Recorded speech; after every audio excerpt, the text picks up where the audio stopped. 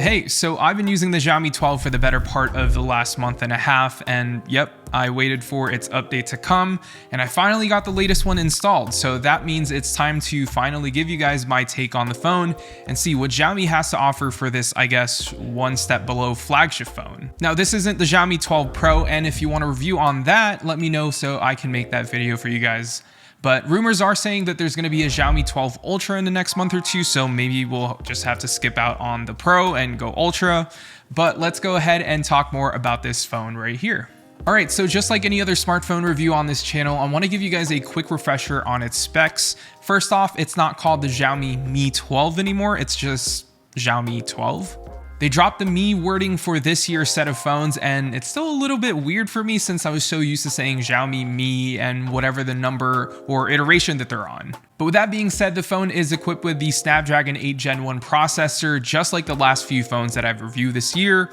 It's the latest and greatest right now from Qualcomm, and for this being the non-Pro model, it still performs just as well as the other phones with similar specs. Now, this also packs 128 gigs or 256 gigs of storage and 8 gigs of RAM, just like the S22 from Samsung and the 10 Pro from OnePlus. So overall, this performs just as well as those two flagships. It can run all of the demanding apps and games without any hiccups. So here's the thing, you can play Genshin Impact at 60 frames without the phone overheating, but in reality, it's probably playing at around 48 or 50 frames per second on average. The phone will get hot, but not to a point where it'll throttle the system for such a compact phone. It definitely packs a punch when it comes to performance and day-to-day usage.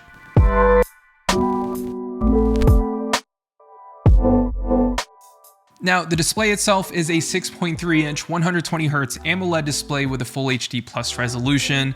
The display is curved, which is a bummer, and for me personally, if you've watched my other reviews, you know how much I love the S22 and Pixel 6's flat screen. Ergonomically, those are way better than curved screens, but I will give Xiaomi credit here for giving us such a small, compact body that it doesn't feel terrible using the 12 one-handed.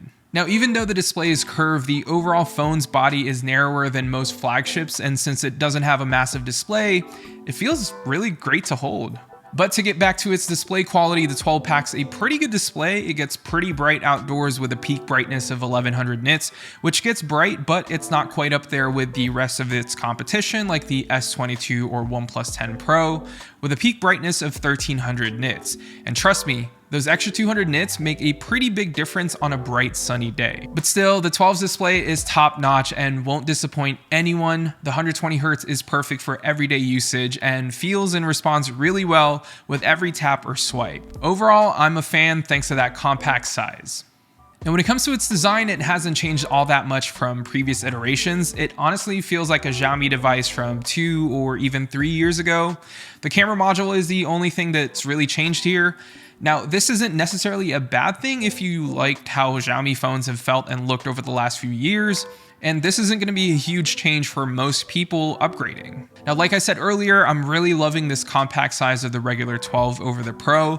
It's just such a more manageable phone that I think a lot of people are going to enjoy, just like the S22.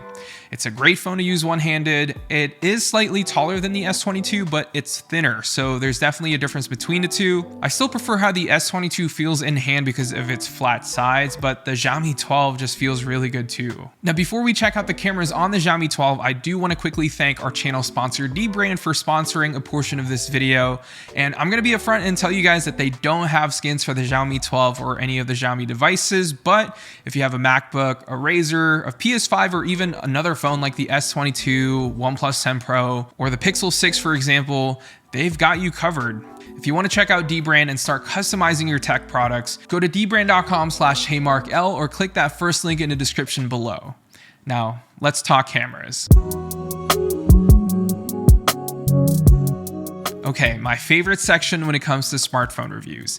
Now, I've always been into camera gear and trying to stay up with all the new camera hardware and features, and well, the Xiaomi 12, for being the mid-tier flagship from the 3 that they've released so far, the camera system is pretty impressive. I've had this for the last month and a half, maybe 2 now, and have shot a ton of photos before and after the update.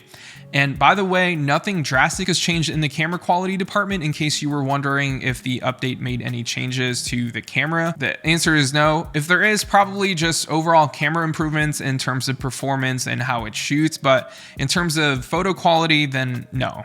But let's quickly talk about the cameras on the back of the phone. So on the Xiaomi 12, you have 3 cameras: a 50 megapixel wide camera, a 13 megapixel ultra wide camera, and a ridiculously low megapixel count of 5 for the telephoto lens. Xiaomi, it's 2022 and we really shouldn't be putting 5 or even 8 megapixel cameras on a flagship phone. That's not okay. But I'm gonna stop complaining and talk more about the camera quality. So in the beginning of April, I actually took this phone with me to go to Tom the Tech Chap's wedding in Virginia. I got to meet up with some of your favorite YouTubers, and I brought this phone with me to snap some photos of that night. And it did not disappoint. The photos out of the Xiaomi 12 are pretty incredible, to say the least. It's sharp with very neutral colors. It doesn't look overly too processed where skin tones or the general photo looks muddy. In whatever lighting condition I was in, the photos look really good. And I just gotta remind people that this is the non-pro and non-ultra model too. So I think Xiaomi really nailed the camera hardware on the 12 this year. Now, I can't complain in terms of photo quality, but if I were to knock Xiaomi on the camera hardware, the telephoto camera looks okay. Given the low megapixel count, it's good, but not the best that I've seen this year. If Xiaomi upped the megapixel on the sensor, I definitely would have put the Xiaomi 12 at the very top of my list when it comes to smartphone photography. Now, even though we have about 6 months left of 2022, there's still a ton of new phones that's set to come out that could be even better than the Pixel 6, which is #1 on my list when it comes to smartphone photography. But overall though, I think that you'll enjoy the camera on the Xiaomi 12, and the only real weak point here, in my opinion, is the video quality. It doesn't look as good as the other flagships that I've reviewed recently. It looks a little bit too sharp, contrasty, and the exposure looks a little off compared to the rest of its competition.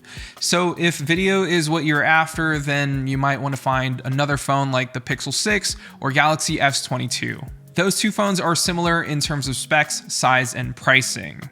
But yeah, that's the Xiaomi 12. If you're looking for a compact size flagship in 2022, this is a really solid option that'll get the latest updates from Google. It features a really solid camera for photography. The display and speakers are incredible. Their performance is top notch, which is what you'd want from a flagship phone.